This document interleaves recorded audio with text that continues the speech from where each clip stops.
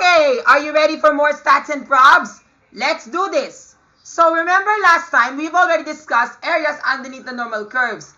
Lahat yung mga pinasulat ko dito, they're all the areas underneath the normal curve. Diba remember last time when I talked about normal probability distribution, all the probability values that you see here are underneath that normal curve. Diba? Ito yung normal curve, diba? And all the values underneath the normal curve are probability values. Tama? And when you already have a normal curve that looks like this, all you have to do is to solve for the probability for each, di ba? Now, di ba remember sabi ko sa'yo, you found the corresponding z-score, and then find the matching probability that corresponds to that z-score. Now, based on these examples that we had last time, we're going to use now it in the word problems. So, ito na yung kailangan namin gagawin. We have normal distribution word problems. So, let's start with number 1. Number 1. Marcus went to a crocodile farm because he wanted to see the cute baby crocodiles and he wanted to peel their scales. According to statistics, the average weight of the baby crocodiles is 80 kilograms with a standard deviation of 10 kilograms. Okay, ganito kasi yun. In normal distribution word problems, di ba remember last time sa Microsoft Excel, ito yun di ba? Sa Microsoft Excel, meron ka nakita kang formula na ganito. Sa Microsoft Excel, we type there norm dot this, and then di ba remember this is x, mean, standard, and then true. Tama? This one stands for the raw score, the score that is not translated into z-score. Then the mean, the average. Standard deviation, di ba remember yung standard deviation? Di ba remember last time, the mean is always 0 and the standard deviation is 1. But now we have a standard deviation. And then true, kailangan dapat true. Unless you want the exact probability, then false. Pero in general, kailangan namin ng totoo. Okay? Now let's go to the question. Ang sabi dito sa number 1, Marcus went to the crocodile farm. Tapos, according to statistics, the average weight of the baby crocodiles is 80 kilograms with a standard deviation of 10 kilograms. So let's identify what is being given. We have the mean or the mu, which is 80 kilograms. Tama? And then we have our sigma, which we call the standard deviation of 10 kilograms. And di ba remember, ito yung formula ng Z. Last time, kasi nga, just like what I told you, we are using the Z table to find the corresponding probability value for, for probability. Pero what if, let's say, for example, we are given word problems such that they give us this mean and then this standard deviation. Kasi nga last time, we just talked about the standard normal distribution such that the mean is 0 and the standard deviation is always 1. Ngayon, all we're gonna have to do now is to apply such word problems such that the standard deviation is any other number. So, ganito kasi yun. Di ba remember this our normal distribution, tama? Ito yung normal curve. So, we have our mean of 0, standard deviation of 1, 2, 3, negative 1, negative 2, and negative 3. Pero, di ba remember sabi ko dito, the mean is 80. So, saan tayo maglagay yung 80? Maglagay tayo ng 80 dito sa 0. So, 80 kilograms must be here. Dito natatagpuan yung 80 kilograms. And then, di ba remember, a standard deviation of 10 kilograms, ibig sabihin ganito yun. Isi-skip count na namin. Tama? So, as you do skip counting, this should be 90 kg, and then 100. Basta you apply skip counting. And then 110. And then on the backhand side, minus by the standard deviation of 10, which is 70, 60, and then 50. Tama? Now, this is our normal distribution. The numbers that you see that are in black, that pertains to the standardized normal distribution. The numbers that you see in light blue ink, they talk about the literal raw scores or the scores that pertain to the distribution.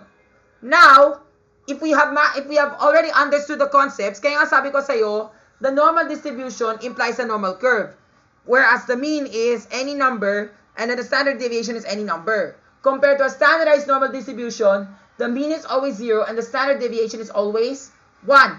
Tama? And if you put the two graphs together, it will make sense so that it won't get confused. Okay? Now let's go now to the question. Like in letter A, diba remember sabi ko dito, What is the z-score of selecting a crocodile whose weight is 90 kilograms? O yan. Di ba remember, sabi ko dito sa letter A, what is the z-score? Kasi nga, we're looking for the z-score. And by looking at the graph, meron ba tayong 90 dito?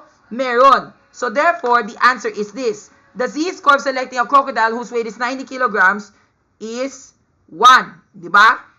Z-score of 90 kilograms is 1.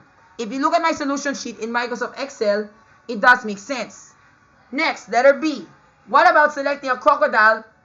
O yan, wait lang muna. What about letter B? Selecting a crocodile whose weight is less than 60 kilograms. Yan, that is determining what is the probability. So, looking at our normal curve, di ba remember, if we look at the ones that are blue, nasaan yung 60 kilograms? Dito siya, di ba? Sa number 2. So, therefore, we have to draw a line here. And then, yes, and just what I said, it's just like the objectives of finding the areas underneath the normal curve. Tama? Pero look which standard deviation is it in? It's in the negative 2 area, di ba? So therefore, negative 2. Di ba remember, nag-skip count tayo. If the mean is 80, then our standard deviation is 10. So minus 10, on the first standard deviation on the negative side, we get 70. Whereas, for negative 2, on the standard deviation is 60. Tama? And then all we have to do is, solve whatever is being asked. So, di ba remember, the question is, what is the weight of the crocodile, probability of selecting a crocodile whose weight is less than 60 kilograms? So, di ba remember, you have 60 kilograms, di ba? Nasaan ang 60 kilograms? Dito siya, sa standard deviation of negative 2. Pero, what does it ask for? Less than. So, when we say less than, ibig sabihin, dito siya. The one yun so therefore, it implies application of the normal curve, areas underneath the normal curve, such that whatever we ask for, whatever is asked, we shade it. So we're looking for the one that's less than 60 kilograms. Now, we know if we look at the z-table, we know that negative 2 is, do you know what is the z-table? Ganito yun yung z-table ko, di ba? So looking at your z-table, where is 2? 2 is right here, and that's 47.72%. Pero we want it here. So, it just so happens that implies the application of area underneath the normal curve. So, ang kailangan namin gagawin ay subtract. And therefore, the answer is 2.28%. So, therefore, that's the answer, right? The probability of selecting a crocodile whose weight is less than 60 kilograms is 2.28%, which is your answer in letter B. Next, letter C. How about this one? Selecting a crocodile whose weight is somewhere in between 100 kilograms and 110 kilograms. Okay, so this one, we look for 100 kilograms. Do we see 100 kilograms in our standard deviation? Meron. Dito siya sa standard deviation of positive 2. And 110, halatang-halata nasa positive 3. Pero sabi ko dito, in between the two numbers. So if it's in between the two numbers, anong kailangan namin gawin? Correct. Isa-shade na namin. So therefore, we're looking for this value. And now, all we have to do is to look for the standard deviation of 3. So we know that, di ba, remember, it's just like utilizing or solve for the areas underneath the normal curve. So we look for the standard deviation of 3 and the standard deviation of 2. We know the standard deviation of 2 is 47.72%. For standard deviation of 3, it's 49 and 87%. Then we subtract the numbers, 5, 1, 2, 0. So therefore, it's 2.15%. And that is our final answer. Okay? Now that's how you solve for the probabilities underneath the normal curve. Okay. But there's a formula that you can use to solve for a z-score if you're gonna apply this. Kasi nga, for this principle, we are using skip counting. Nag-skip count tayo. Later, I will show you the procedure. So now let's go to number 2. Number 2, so because this one, in number 1, that's just a basic example. Okay? So we draw here the normal curve, and then we put the numbers from 0 to 3, and from 0 to negative 3. Then translate our raw score. Di ba remember our mean? Lagay tayo ng mean dito sa gitaan, which is at 0. And then based on the standard deviation, we skip count based on whatever the standard deviation says. Like for example, our mean is 80, so lagay tayo ng 80 dito. Ang standard deviation ay 10. So therefore, we need to put Therefore, we need to skip count. Plus 10 here, plus 10 here, plus 10 here. Minus 10 here, minus 10 here, minus 10 here. Okay? Then, whatever the question is, whatever asks, and then if that number is seen on the standard deviation, put a mark. Okay? To show that it's there. And then, shade whatever it is being asked. Now, here's some weird problems to get you started. Next, number 2. After the 2022 elections, President Bongbong Marcos have appointed several cabinet members. Assuming that the average age of all the Philippine officials is 52, with a standard deviation of 4 years, solve for the following. Okay, so di ba remember, here, this is our problem now. So, drawing our normal curve right over here. Tama, ito na yung normal curve sa number 2. So again, you already know the properties of the normal curve. This is 0, 1, 2, 3, negative 1, negative 2, negative 3. Tama? And ano yung mean namin? Ang mean namin ay, what is the mean? The mean is, kasi nga sabi ko dito, assuming that the average age of all the Philippine officials is 52. Kasi nga when we say average, that is the mean. Tama? So our mean is 52. Mean is 52. Sigma or standard deviation is, ano yung standard deviation namin? 4. Apat. So 4 years. So therefore, the mean plus 4 for all the standard deviations that will come. Like for example, dito, since our mean is 52 and our standard deviation is 4, so what will be our standard deviation of 1? 56. Then add another 4 from 56 plus 4, 60 to the second standard deviation. Then 0 to 3, another 4 to make it 64. Tama? On the left-hand side, we need to subtract. Subtracting by the standard deviation of 4, so this becomes 48, this one becomes 44, this one becomes 40, and so on. Very easy. Kaya nga this one implies skip counting. Now, here are the word problems that you're gonna do right now. Letter A. Find the z-score of appointing a 57-year-old official. So yan, di ba remember, after 2022 elections,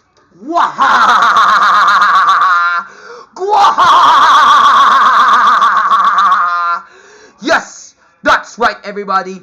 Dahil naging president na ako, si Bongbong Marcos, kailangan ko maging presidente.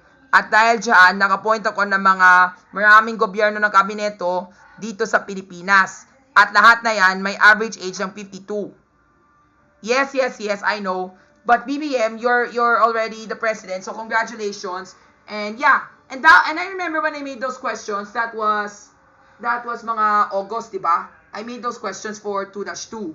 And that's for Bongbong Marcos. So letter A, what is the z-score of appointing a 57-year-old official? So yan. Now looking at our normal distribution. Do we find the number 57 anywhere? If we look at our standard deviations, is the number 57 being depicted? Wala. So kung wala yung number 57, therefore, it should be in between the two values. Now, using your common sense, where do you think the number 57 is in our standard deviations in the raw scores? In between 56 and 60. So parang dito siya. Dito siya nanggagaling.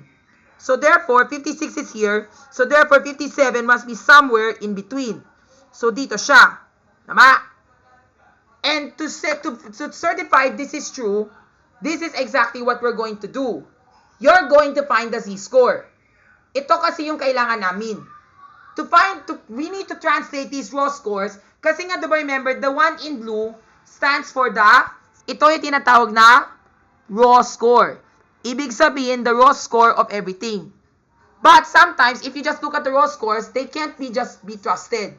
So therefore, they need to standardize it to keep this fair and square. So therefore, to standardize this, we call those guys z-scores. So what do we do to the raw score?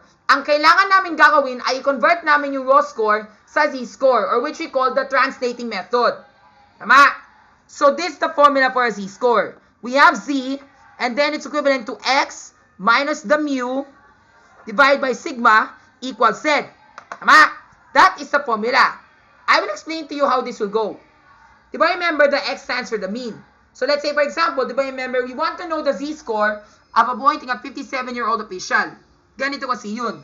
Identifying what is our given. Our z is what we're looking for. Pero what is our x? Our x is, kasi nga ang x namin is the random variable or the score that we're looking for. So ang kailangan namin ay 57. Tama? So, 57 is right here. Tama? Which is our x. Now, what is the mean? Ang mean namin ay 52. Tama? Dito siya. Now, what is our standard deviation? Our standard deviation is 4. Now, we do the math. 57 minus 52 is 5. 5. And then, copy our denominator, which is 4. And that's our z. Z is equivalent to 5/4. Pero, don't you think z scores are written as decimals? So, 5/4, that's the same as 1 and 1/4. Tama? And 1 and 1/4, if translate to decimal, therefore, our z-score is 1.25. So, 1.25 must be somewhere here. And that's the z-score that we're looking for. Pero, teka, di ba, what do you think? And that's the z-score. So, the z-score is 1.25. Yan. So, therefore, it's right here. Okay, let's see if this works for the others. Kasi nga, diba remember, just like what you were asking me, number 1, diba remember dito, sa 80, which our mean is 80, kailangan namin 80, tapos for standard deviation of 1 is 90, for standard deviation of 2 is 100, and 3 is 110. Here's how it works. Let's say, for example, diba remember you want 90, so 90 is our mean, then minus 80, divide by 10. We know 90 minus 80 is 10, 10 divided by 10 is 1. And that's the z-score with that type of argument. Yun nga, if you want 100, 100 minus 80 equals 20 divided by 10 is 2. So therefore, the z-score of 100 kilograms is 2. Kung 110, that's 3. Kung negative naman, let's say for example, we want it 60. 60 minus 100, 80 pala, equals negative 20. And negative 20 divided by 10 equals negative 2. So that's how you find the z-score. That's what you call the translating method. Okay? So let's say for instance, if you find it hard to do skip counting, you can do this formula called translation of raw scores to z-scores by using this formula of z is equivalent to x minus the mean divided by the standard deviation to give you your value of z. Okay? So, let me show you how I did in Microsoft Excel. Ganito kasi yung solution sheet ko, pero mamaya na. Next, let's go to letter B. Letter B, appointing any official who is older than 62 years of age. Ibig sabihin, si Bongbong Marcos, wah! Yes! This is another thing I want to tell you. That means I'm looking for a government official who is more than 62 years of age to be part of my company. To be part of the Malacanang Palace. Wahahaha! Yes, thank you, Sir Bong. Anyway, so ang kailangan namin ay more than 62. So looking at our z-score table here, looking at our distribution, nasaan ang 62? Wala. Tama? So kung wala ang 62, so ang kailangan mo gagawin ay, you need to do this. Pero we know, the good news is, it's in between the two numbers. 60 and 64. So therefore, we already have a clue. Nandito siya. So therefore, if you look at the normal numbers, or the z-score numbers, it should be in between 2 and 3. Because the translation of a z-score, of a raw score of 60 years is 2. And 64 is 3. Tama? So therefore, it should be in between 2 and 3. So baka malay mo, the z-score of that might be 2.0, 2.01, 2.02, 2.03. We don't know. Unless we apply this formula. Now, let's go to the formula. So, now let's do 62 minus 1 is our mean, 52, divided by our standard deviation of 4. 62 minus 52 is 10, divided by 4. Therefore, that's the same as, 5 over 2. 5 over 2 is the same as 2 and 1 half. And 2 and 1 half is the same as 2.5. So, therefore, our z-score is 2.5. Dito siya. 2.5 z-score. Dito siya. Pero wait, what does it ask for? It says there, appointing any official who is older than 62 years. So, older than 62 years. What is it asking for? Dito. Dito siya nagtanong. So, now, we have to locate that in our z-table. So, looking for 2.5 in our z-table, and our probability value is 49.38%. Diba? Pero, we know that from this side, this is equivalent to 50%. So, ang kailangan namin gagawin ay subtract from 0.5. So, 0.5 minus this guy to give you 0.062%. That is the answer. Okay? Next, letter C. Appointing any officials whose ages are from 44 to 53.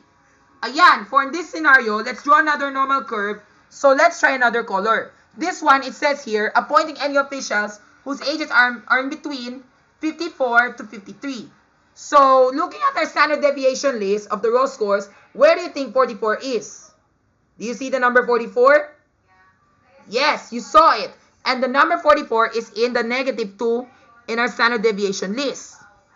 And where's the number 53? Number 53 is not being depicted in our standard deviation list. But the good news is, we do know that it is somewhere in between the two values. And where do you think 53 is in between the two values? 52 and 56. So therefore, ang number 53 ay nandito. Pero what does it ask for? It asks for appointing any officials whose ages are from 44 to 53. So therefore, whatever you shade, ito na yung kailangan hanapin. And therefore, it's just like implying the application of the solving for the areas underneath the normal curve. Tama? So therefore, we need to find the z-score. And from 0 to -2, we know that's 47.72%. Diba? Remember this, the answer that we get, diba? That is having a z-score of -2, such that we have 44 as our age. Tama? Pero sa 53, this is when we need to use this formula. So now we apply the Z formula again. So we have 53 minus 52, divide by 4 to give us 1/4. And 1/4 is the same as 0.25. So therefore, dito siya nanggaling. 0.25. Now we look for 0.25 in our C table.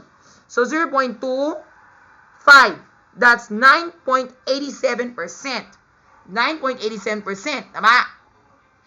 That is within here up to here. Pero, whatever I shade, that's the one it's asking for. So what do we do? Since we already got 47.72% on this side, on the left side of the distribution, so on the right side, kailangan tayo maghanap, it's 9.87. So what do? We want to put them all together. I-add. Very good. So we need to add up all the probabilities together, and we should get 8 plus 7 equals 17. Yes, and that's the right answer. So the answer is 57.59%. Later, I will show you the solution sheet in Excel. Do I still have one more problem before we move on to the next? Yeah, I think that's it. So yeah, that's it. Now, to show you the proof in Microsoft Excel. Ganito kasi yung ginawa ko. So looking at my solution sheet in Excel, ganito kasi yun.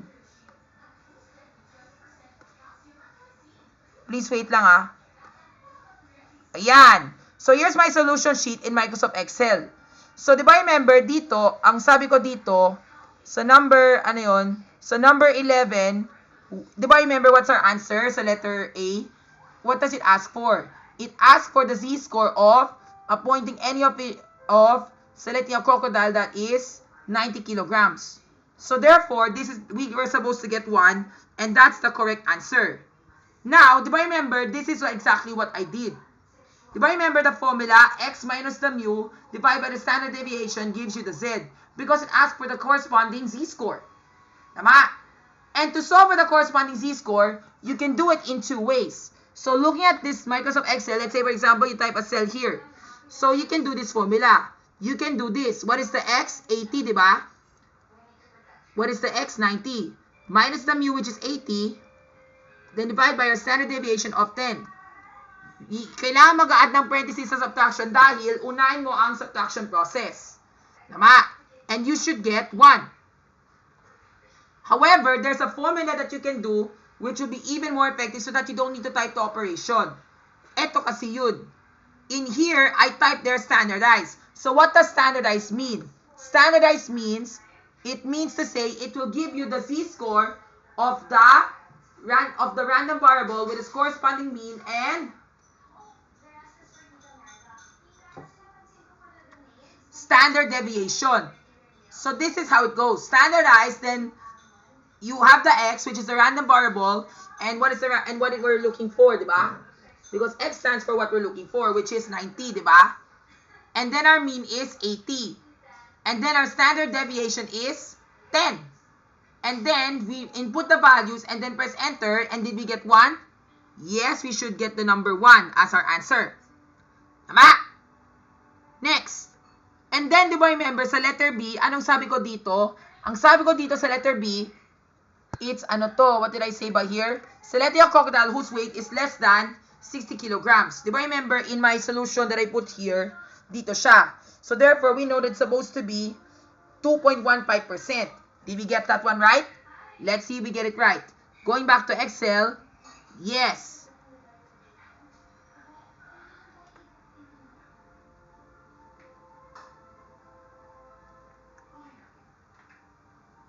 I meant 2.28. 2.28. Yes, it's correct. It's 2.27, or which we rounded off to 2.28. Diba?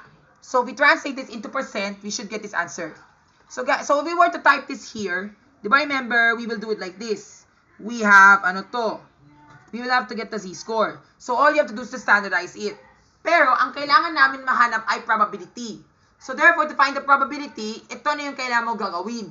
Diba remember last time when I did my previous video about solving for areas underneath the normal curve, we did standard distribution. May kasamang S. Pero yung ginawa ko dito ay normal dot distribution. Walang S. Except for the S in the distribution, of course. So, if this is so, ito yung kailangan mo gagawin. Diba remember we have there X, which stands for the random variable, or kung alin yung hanapin. And then mean, kung alin yung mean. And then the standard deviation, which is a standard deviation, and true. So that we can get the probability right away.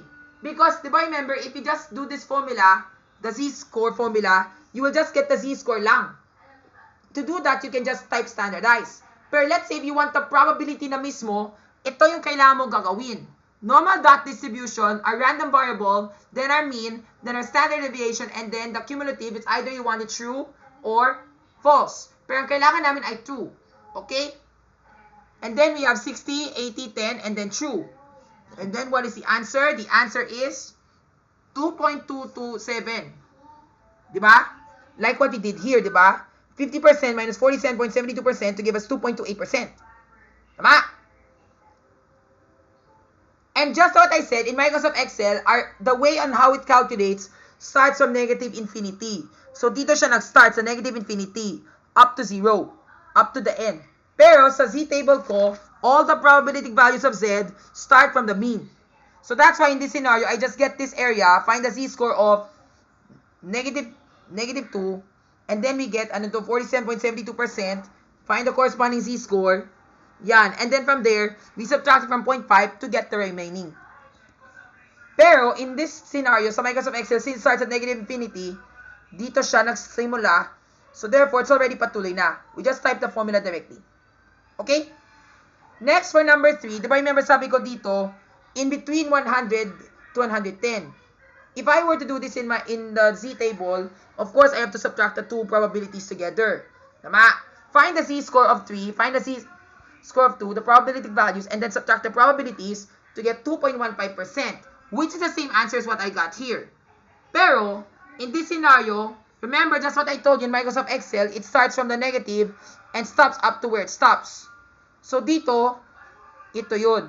So, ang kailangan namin from negative infinity up to positive 3 here. So, dito siya. And then this one up to here. Pero ang kailangan namin hahanap ay in between. So, dito siya. So, the area of the large minus the area of the small to give you the remaining. That is how you do it. Like, remember last time if you have a square, like for example, if you look at my sheet of paper, let's say for example, you want to solve for the area of this entire thing without the circle. Of course, if you want to solve for the area of the square, that will also include the area of the circle. Pero, what if we don't need the area of the circle dahil ayaw namin yung circle, gusto ko namin yung ito. Kailangan tayo mahanap ng area ng circle, and then from there, we subtract the area of the small from the area of the large. So, we need to subtract the area of this from this. It's like you're cutting this one so that you can get the remaining area which is here. Just like this one, diba? Sabi ko dito, you have this one up to here and then this one up to here. So we need to exclude the small area so we can get the remaining or the remnant. Yun. And to do this in Microsoft Excel, ito na yung formula na ginawa ko. Normal dot distribution, 110, 80, 10 true. That gives us a z-score of 3, positive 3, minus normal dot distribution, 180 and then 10 true, to give us a z-score of 2. Then find those probabilistic values underneath the z-table, and then from there, subtract the probabilities together, and you should get this answer of 2.14%. Bear in mind, it's 2.15, it's rounded off. Approximate. Kasi nga, in Microsoft Excel, there are infinite number of decimals in probabilities. Pero not like in my z-table. In z-table, they just rounded it because there's not enough room to type all those infinite numbers that keep things accurate in probability. Okay? So now you already know the rules. Now let's go to the next item. Next, number 3. Here's another problem involving normal distribution. Here it is. Aya Mark wants to reside in a condo. Yeah. Rafi. Hi, Aya Mark. I miss you, bro. How are you doing, bro? Kasi po, to be honest, Aya Mark, I'm very busy na talaga studying my stats and probs eh. Oh, I'm okay, bro. How are you na kaya? I'm okay, bro. It's just I'm too busy talaga with stats and probs eh. Tsaka kanina, nabusy na ako dahil sa tatay ko. Hindi siya na marunong talaga mag-aisikaso sa akin. Kaya nga one day, I like to kill my father na talaga eh. Don't do that, Rafi. Sorry, Aya Mark. Pero never mind, magdasal na lang tayo. Tsaka, yun nga eh. Anyways, thank you, Aya Mark, because I'm very sad right now because of my depressive little cousin. So now, let's go back. So number 3, sabi ko dito, Aya Mark wants to reside at any condo in Makati. Oh, Makati. Maybe I plan to stay there and have my business. Yeah, nice dream ah. Ito kasi yun. So, di ba remember we have any condo in Makati. And assuming that the average height of Makati's high-rise buildings is 260 meters with a standard deviation of 20 meters, solve for the following. Okay, ito na yung kailangan namin gagawin. So, diba, so let's work on a new normal distribution. Remember, this is our normal curve, diba? And then this is our mean. Our mean of 0, our standard deviation of 1. Then we input the numbers. Then, we need to identify whatever is being asked. So, what is our mean? Our mean is 260 meters. Then our sigma, standard deviation, is 20 meters. Now we put our mean, which is 260 right here. And then this implies skip counting. So therefore we have 20, which is 280, 300, 320, 240, 200, no, that's 220 pala, 180, and then 140. Okay? That is how our normal curve would look like. Standardized z-scores and normal scores. Okay? Now, let's solve for the following. Letter A. Find the z-score of residing Makati's 240-meter building. Of course. Now, in this particular scenario, look at the numbers here in the raw scores. Meron ba nahanap na 240? Wala. Pero the good news is, just what I said, nasaan ang 240? Ang 240 ay nasa gitnaan ng 220 and 260, which is right over here. But how can we tell if the accurate value of Z? Ito na yung kailangan mong gagawin. Apply tayo ng Z formula. Nalaman mo ba yung Z formula na X minus the mu divided by the standard deviation? Ito yung kailangan namin gagawin. So we have 240 is what we're looking for, minus the mean of 260 divided by the standard deviation of 20. So therefore we should get negative 20.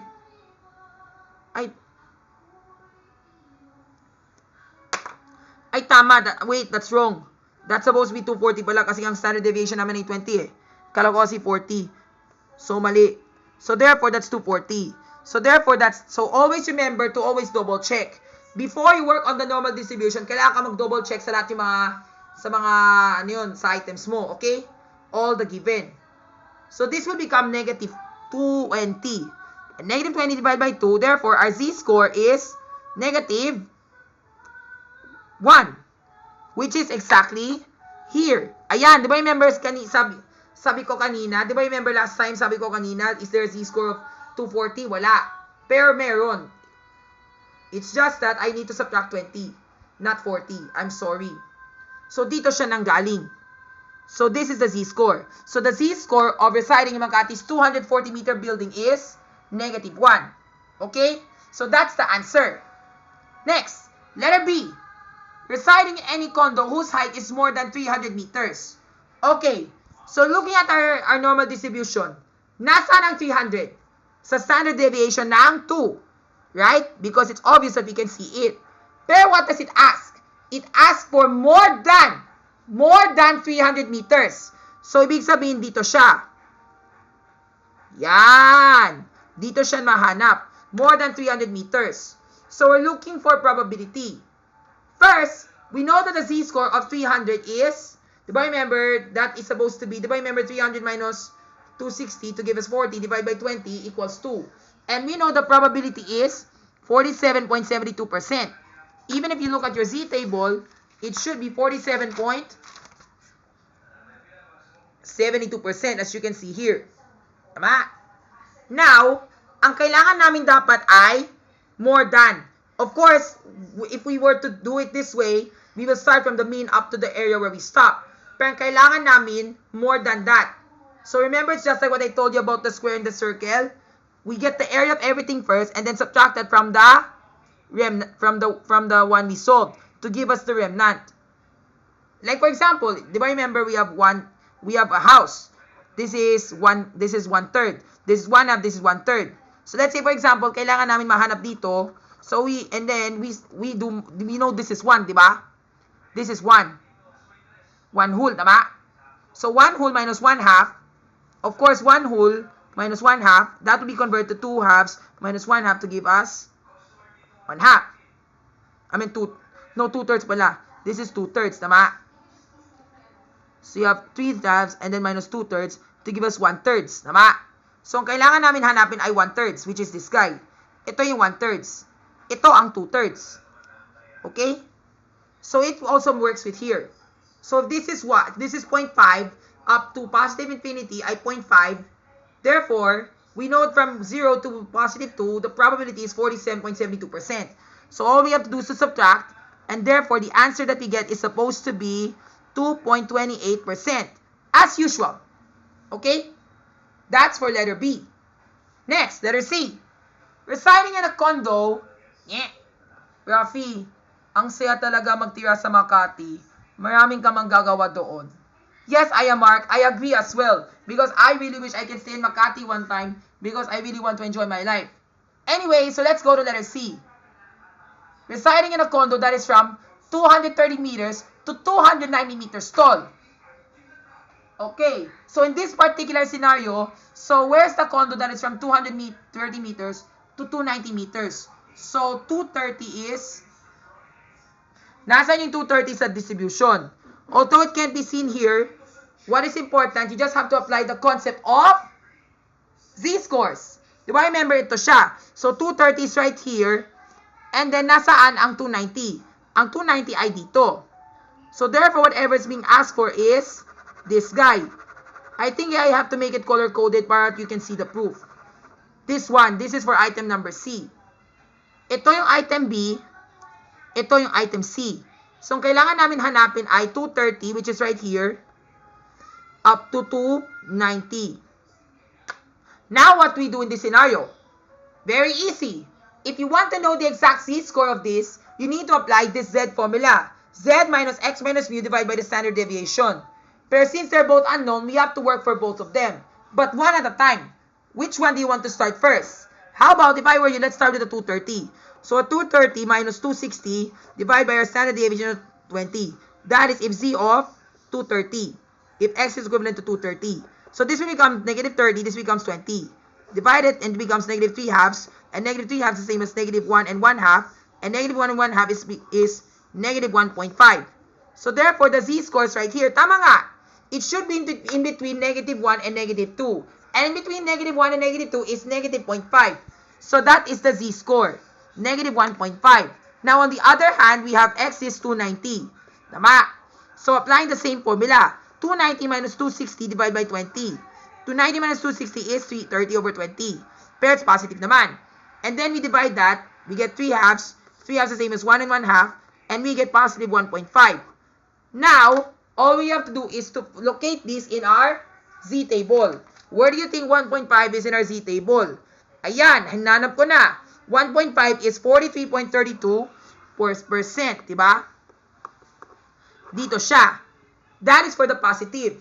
Pero we also got negative. So do you think the positive finding the probability value of a corresponding positive z-score is also the same as a negative z-score. Remember, just like what I told you before when you were doing Microsoft X, when we were doing areas underneath the normal curve, this is exactly what you're going to do. If you have a negative, you convert that to absolute value. And then look for the corresponding z-score of that value, just like in positive. So yes, to verify our claim, it is identical. So therefore, it's 4 point. So therefore, we multiply it by 2, and we should get 4. This is 6, this is 6, and this is 8. So therefore, the probability is 86.64%. That is the probability in letter C. Now for letter D. With a z-score of 0.35, how tall is that building? Ayan, ito na yung plot twist. Kasi nga this one, not like last time, I asked you to find the z-score. Ngayon naman, ang sabi ko dito, the z-score is already given. Pero ang tanong ko dito, how tall is that building? Anong kailangan mo gagawin? Ganito kasi yun. Remember, these are formula, di ba? Pero now, our z-score is already found. So, what do we do? Ang kailangan namin hanapin ay ito. Because we have 0.35 as our z-score, and then x minus the mean, ano yung mean namin? Ang mean ay 260. Our standard deviation is 20. Now, we can already solve. Again, we just apply basic algebra. So, 0.35 times 20 is equivalent to 0.7. 0.7 is equivalent to x minus 260. Then add 260 to both sides, and therefore x is equivalent to 260.7. Tama? That is what we're looking for. Kaya sabi ko dito, if you have a problem like this such that you're given a raw score, you're given the z-score, and then you want to know exactly what is the original score, kailangan mo hanapin yung yung raw score. And you have to solve the z-score in reverse. Now, if you look at the normal distribution here, where do you think 260.7 is? Diba sabi ko dito 0.35. So 0.35 and our z-score should be here. So tama nga, it should be in between 260 to 280 within our raw scores. So dito siya nanggaling. Yung naka-black, that is the one we're looking for. Tama? And what is the height of that building? It's 260.7 meters. Okay? Now let's see in Microsoft Excel if we get the solutions right. So let's say letter A, finding a z-score of Makati's 240-meter building. Diba what was the z-score? The z-score is -1. Did we get that one right? Let's see. Yes. Because ang kailangan namin gagawin ay standardize 240, 260, and 20. Yes. And we get that answer. Next, letter B. Sabi ko dito, residing in any condo with a height that is more than 300 meters. So, ang kailangan mo gagawin, kasi nga more than, so therefore, we know that this distribution starts from negative and all the way up to here. So, therefore, we need to subtract that from 1. Tama? Because we know all the areas underneath the normal curve is 1. Tama? So, 1 minus the z-score of 2. So, ganito kasi yung formula ko. Ang formula ka dito ay 1 minus normal dot distribution of 300, and then our mean is 260, then our standard deviation of 20, and then we type 2. And what is the answer? Did we get, what is our answer kanina? Ang sagot namin ay 2.28%. Did we get that one right? Yes, it's 2.2275, which we can just simply round up to 2.28%. Tama? Next, letter C. Diba sabi ko dito, residing in a condo that is from 230 meters to 290 meters tall. Diba remember, we got the z-score and we get 1.5, which is converted to 43.32%. Then multiplied by 2, we get 86.64%. Did we get that one right? Yes, 86.638, or we round this off to 86.64% is the answer. Now, to show you what I mean in Microsoft Excel, diba remember ganito kasi yun. We do it from negative tail up to where it stops. So we solve it for both sides, and then area of the large minus area of the small. The large is 290. So normal dot distribution of 290, then our mean is 260, then our standard deviation of 20, and then true, minus the normal distribution of 230, and then 260, then 20, then true, to give us this answer, which is 86.64%. And lastly but not least, the letter D, ang sabi ko dito, what is the height of that building such that the z-score is 0.35? Ito na yun. So, we multiply that by 20, and then we get, ano to? Yeah, we got it wrong kasi nga that's wrong computation. Kasi nga 0.35 times 20, of course, that'll be 70. Then we put 2 decimal places. Tama ba?